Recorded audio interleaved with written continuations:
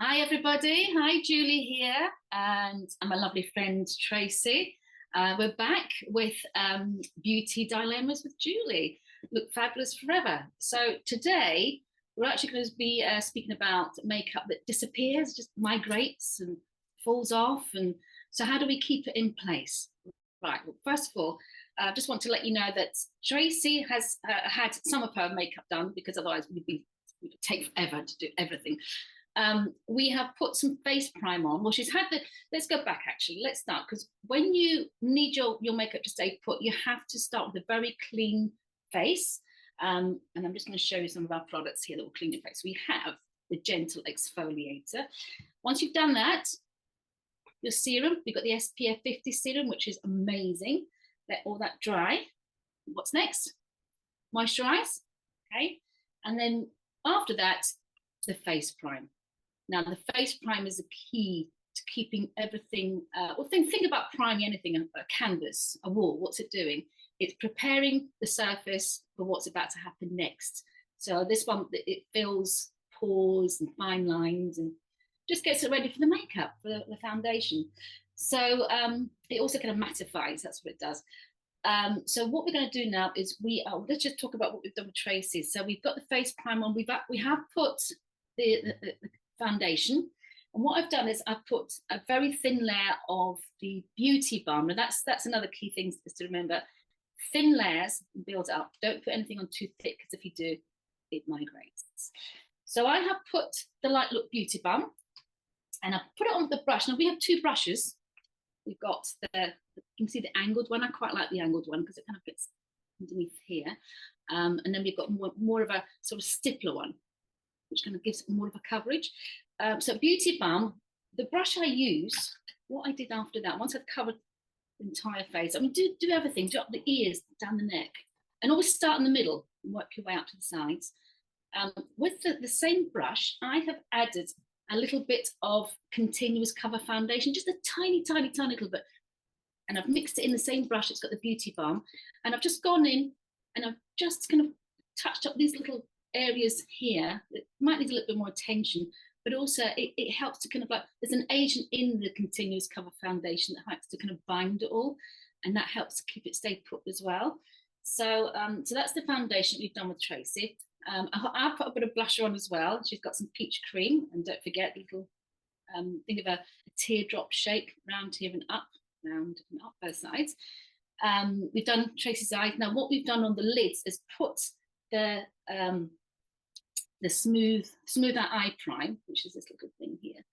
The most important thing with the eye prime is don't put too much on. I'm just going to show you what this looks like. So you see here, just put there. It's a tiny bit there.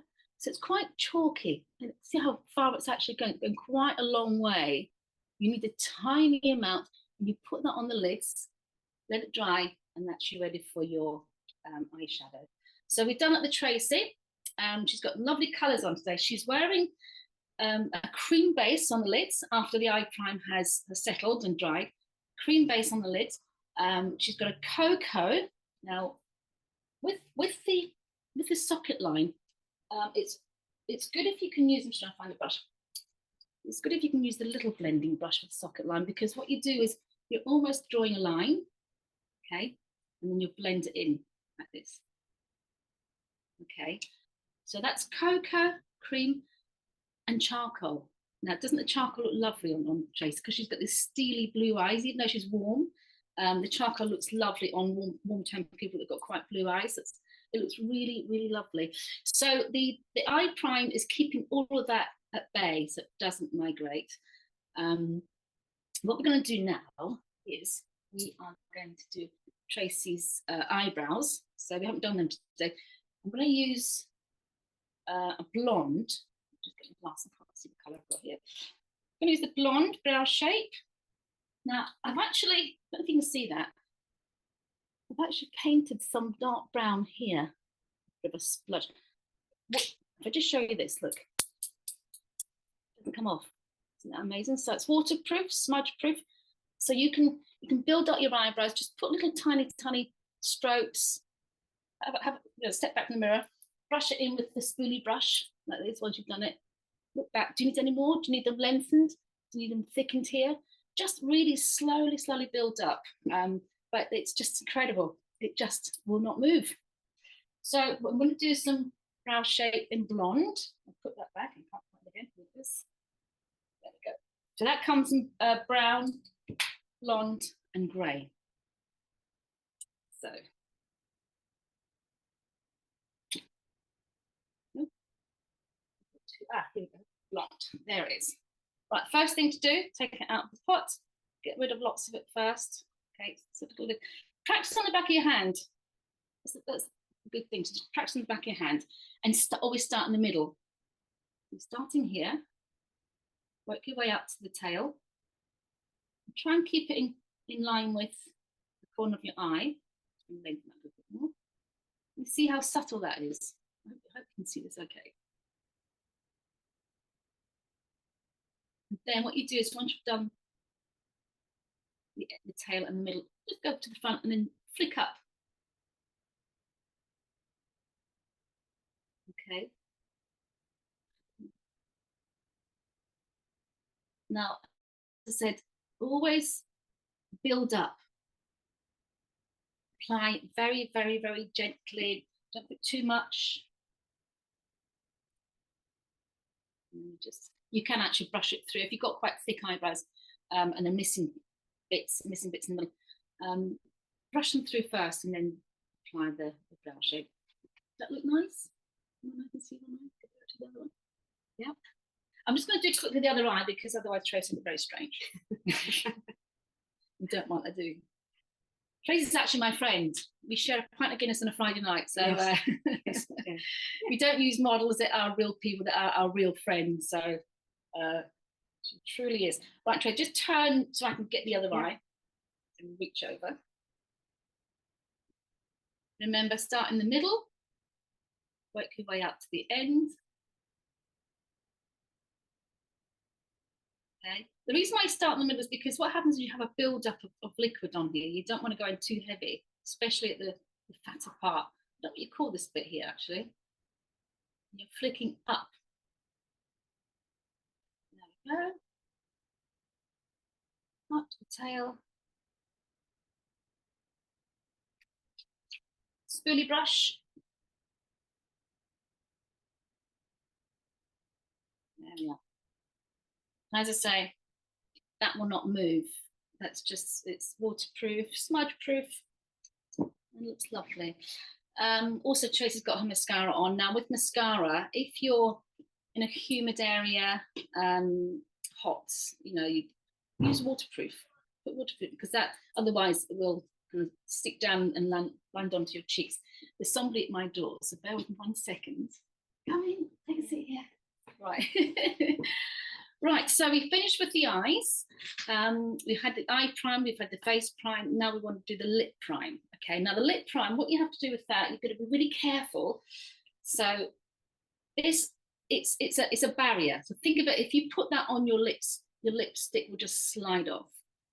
So what you're doing is you're putting on the outer edge, right on the outer edge. Let it dry. Just here. Do not put it, it's literally where the lines are, all the little lines are. Feathering. Okay, let it dry. Push it into the lines. Okay. Let that dry for a second.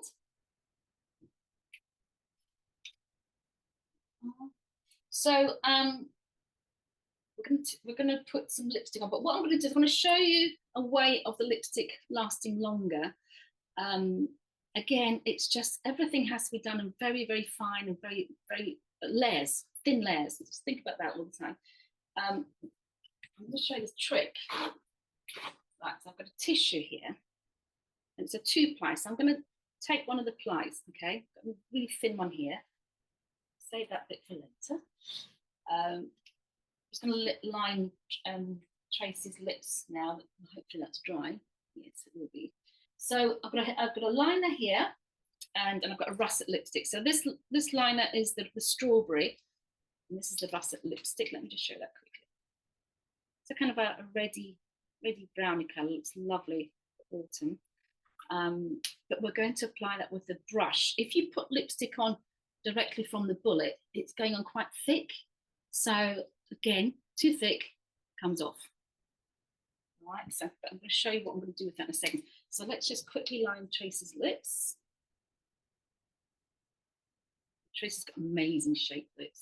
You have. We all know that lips tend to thin as we age.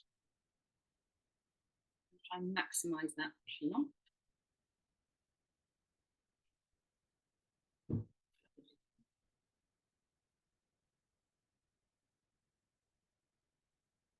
Right, there we go. So that's nicely lined. Not everyone likes to wear line. It's completely up to you.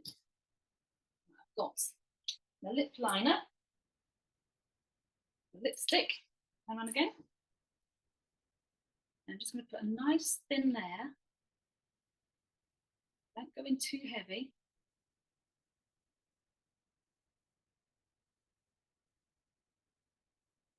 Okay. Right, now this is the trick. So that Clyde that I had earlier, I'm going to put that over Trace's lips like this. Okay. And I've got myself a big fat brush with a bit of powder on there. And I'm just going to put that through the tissue. Can you see what's happening? So what's going on is we're sealing that layer of lipstick. Okay. Then put another layer. Now you could do this a couple of times, do 2 or 3 times, completely up to you. Again, just another layer of lipstick.